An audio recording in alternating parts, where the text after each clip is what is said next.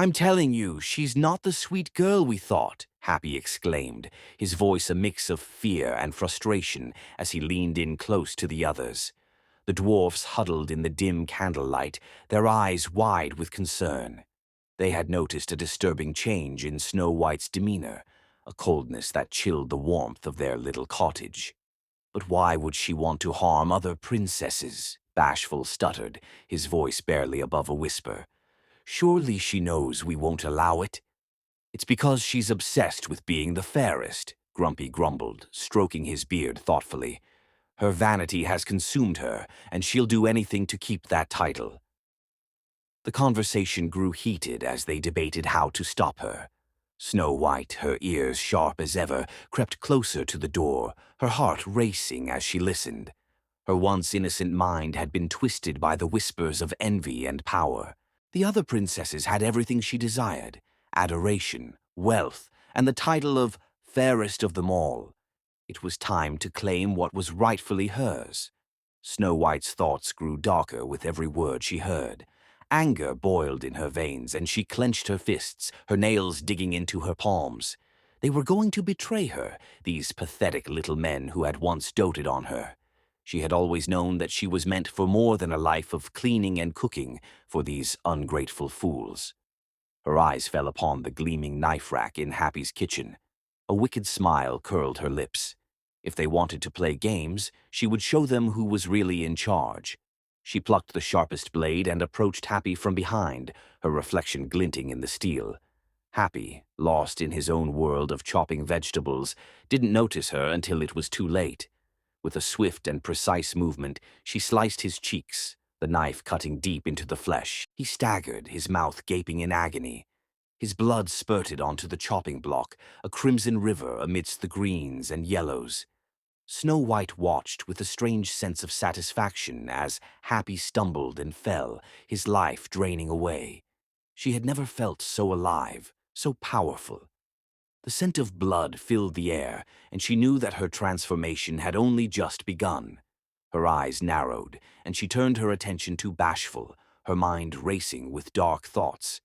Bashful, unaware of the horror unfolding in the kitchen, continued his timid conversation with Blissful over the phone. His cheeks flushed as he whispered sweet nothings into the receiver, his heart fluttering at the sound of her voice. But the tender moment was shattered when Snow White snatched the phone from his trembling hand. Her voice, once sweet and melodious, now held an edge like a serrated knife. Bashful is busy, she purred into the phone before tossing it aside. Her gaze fell upon the trembling dwarf, and she couldn't resist the urge to show him just how much she had changed.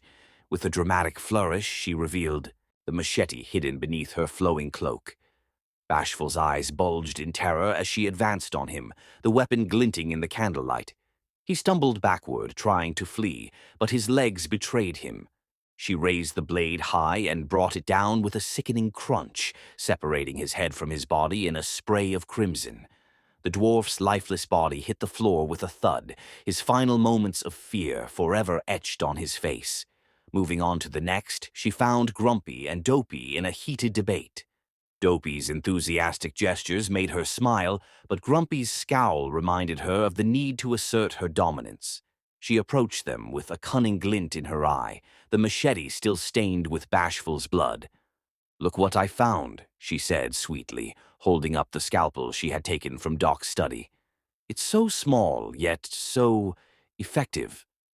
Grumpy's expression shifted from curiosity to horror as she sank the blade into Dopey's skull. He tried to push her away, but she was too strong, too driven by her newfound power. She twisted the scalpel, watching with detached fascination as Dopey's eyes rolled back in his head. With a triumphant laugh, she turned her attention to Grumpy, her grip tightening around the handle.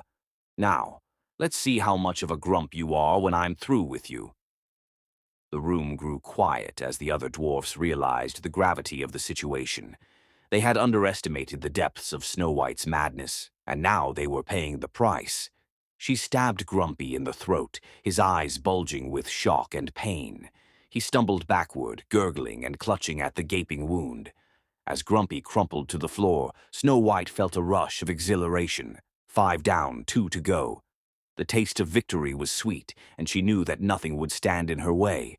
She turned her cold, empty gaze to Sneezy and Sleepy, who had just returned from their fishing trip. The two dwarfs looked up in time to see their friends' lifeless bodies scattered around the room. Sneezy's eyes watered with the beginnings of a sneeze, and Sleepy blinked blearily, trying to comprehend what was happening. But it was too late. With a swiftness that belied her delicate frame, Snow White brought the machete down on Sneezy's head, cleaving it in two. His body spasmed once, twice, before going still.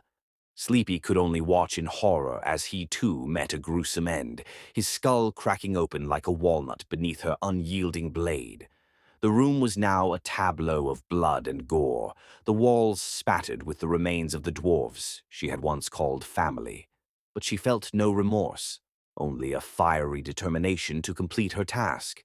Only Doc remained, and she had a special fate in mind for the one who had always tried to play the hero. Snow White strode into his study, the scalpel glinting in her hand. He looked up from his medical texts, his eyes widening in horror. "What have you done?" he choked out, his voice barely above a whisper. Her laughter was cold and mocking as she stepped closer. "I've simply realized my potential, Doc," she said, her voice low and seductive. "And now it's your turn." With a flick of her wrist, she sent the scalpel flying through the air.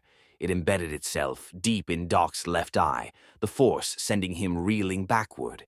His screams filled the room, echoing off the bookshelves and sending shivers down her spine. She approached him, a sadistic smile playing on her lips. He clawed at the handle, trying to pull it free, but she was too fast. She yanked it out, blood and vitreous humor spurting from the gaping socket. "You see, Doc," she cooed, "everyone has a weak spot." With the scalpel in hand, she moved to his right eye, eager to watch the light of life fade from his gaze. He thrashed and kicked, trying to fight back, but she was fueled by a malicious excitement that made her unstoppable. As the second orb burst, she felt a thrill of power surge through her, her heart racing with a dark excitement. Doc's body slumped to the ground, his legs giving out beneath him. He was no longer a threat. No longer the wise old dwarf who had cared for her. He was just a lifeless form, leaking onto his precious medical texts. She leaned down, whispering in his ear, "Now, who's the fairest of them all?" Her heart was pounding in her chest, a mix of exhilaration and rage. She looked around the room, taking in the carnage she had wrought. The dwarfs lay in various states of dismemberment, their blood pooling on the floorboards. The cottage that had once been her prison was now a testament to her newfound power. Snow White knew that her reign had just begun. The other princesses of the Enchanted Kingdom would soon learn to fear her. She would show them what it meant to cross the woman who would stop at nothing to get what she wanted. Her thoughts were interrupted by the sound of a door slamming. She turned to find that the last dwarf, Dopey, had stumbled in, having somehow survived her earlier onslaught. His eyes widened in horror at the sight before him, and he turned to flee. But she was not about to let him escape. Her arm shot out, and she grabbed him by the scruff of his neck. "Oh no, Dopey," she sneered. "You're not going anywhere." With a vicious twist, she snapped his neck. The crack echoed through the room, and he went limp in her arms. She tossed his body aside, the final piece of the puzzle now in place. The dwarfs were gone, and she was free to pursue her ultimate goal, Cinderella. The very thought of her made Snow White's blood boil. She had always been the favorite of the kingdom, with her delicate features and her kind heart. But that would change. She would make sure of it. The princess had no idea what was coming for her, but Snow White was ready. Her skin was stained with the blood of her enemies, and she felt invincible. The only thing that remained was to make Cinderella's world crumble before her very eyes, and she had just the plan to do it. With a wicked cackle, she stepped over the lifeless forms of the dwarfs, the machete still gripped tightly in her hand. Her mind raced with the delicious possibilities of what she would do to Cinderella. But first, she needed to clean up. After all, a queen-to-be had to look her best for her coronation.